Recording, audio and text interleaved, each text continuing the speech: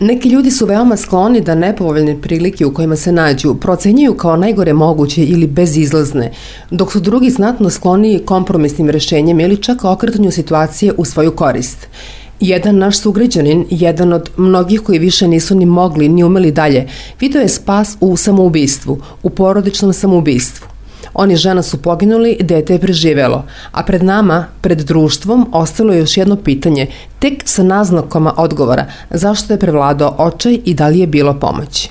Još uvek se ne zna šta je sa tom porodicom bilo. Da li se radi, znači, o ubistvu ili, kao što smo čuli neke glasove, da je u stvari možda žena bila gurnuta, a da je onda on skočio sa detetom. Tako da je pitanje, znači, da li je to ubistvo i samoubistvo ili kao porodica se cela ubila. Prosto još uvek, mislim, istraga će verovatno to pokazati, ali ja nisam sigurna da se radi samo o samoubistvu. Da ovaj slučaj koji je uznemirio javnost posebno drastičnim tim aktom da je cela porodica faktički bila ugrožena i žena poginula, to liči i najverovatnije je oboleo pacijent od takozvane depresivne psihoze. Veliki broj takvih suicida porodičnih, taj oboleli u velikom broju slučajeva ubija svoju porodicu da se ne bi mučili. On njih spasava. Znači, on njih ne ubija zato što ih mrzi, zato što hoće da ih ubije ili zato što je to neki ubica. To je jadni, bolesni čovek kome su se poremetile misli i on u tom svom bolesnom, izmenjenom stanju, sumanutom, on je duboko uveren da on sad treba da spase svoju porodicu. I on, nažalost, na najstrašniji mogući način koji postoji, on se odlučuje da ih tako spase time što će ih ubiti. Da li možete da opravdate samoubistvo? Pa nikada, mislim, sam čin samoubistva mi nikad nije bio jasan, jednostavno, da li su to ljudi heroji ili da li su to ljudi kukavice.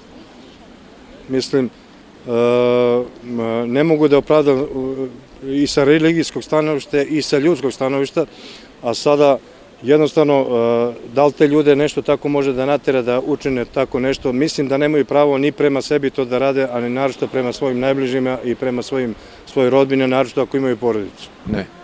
Ne, sigurno ne. Nikada? Nikada.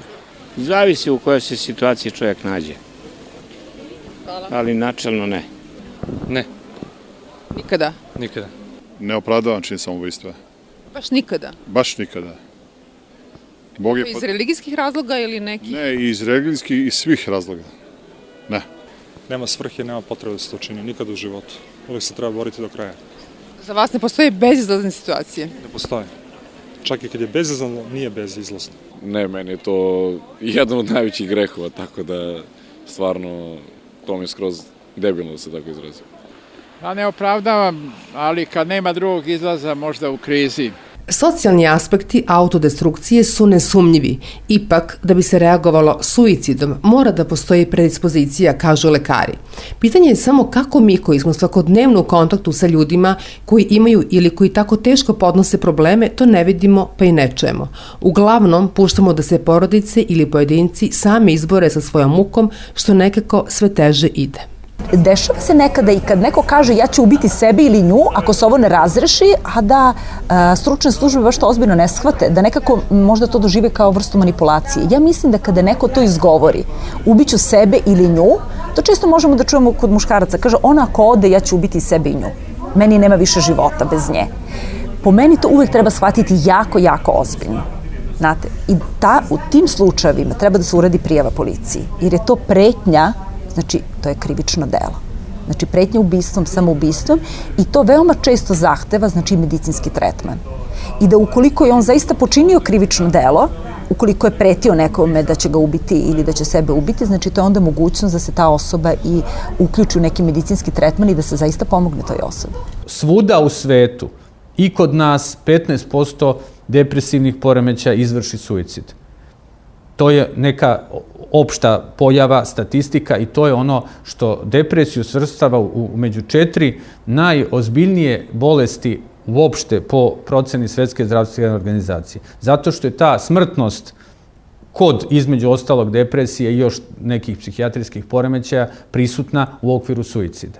Niko nije prepoznao, ni on, ni njegovo okruženje, da je to depresivni poremećaj.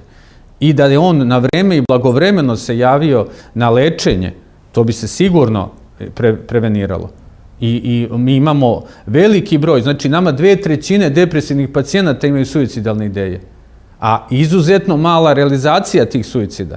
Znači to se leči, to je najvažnije i podatak i saznanje da depresivni poremećaj, depresivna epizoda i suicidalne ideje se leče. Sadašnja savremena psihijatrija to uspešno leči.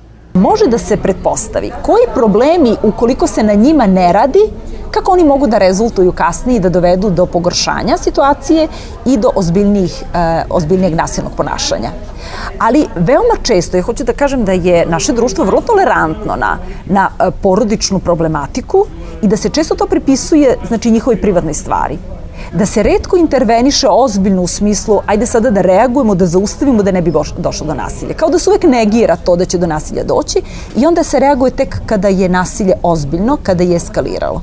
I tada se u stvari gasi požar. I tada su intervencije mnogo duže, sa mnogo neizvesnijim ishodom i mnogo skuplje.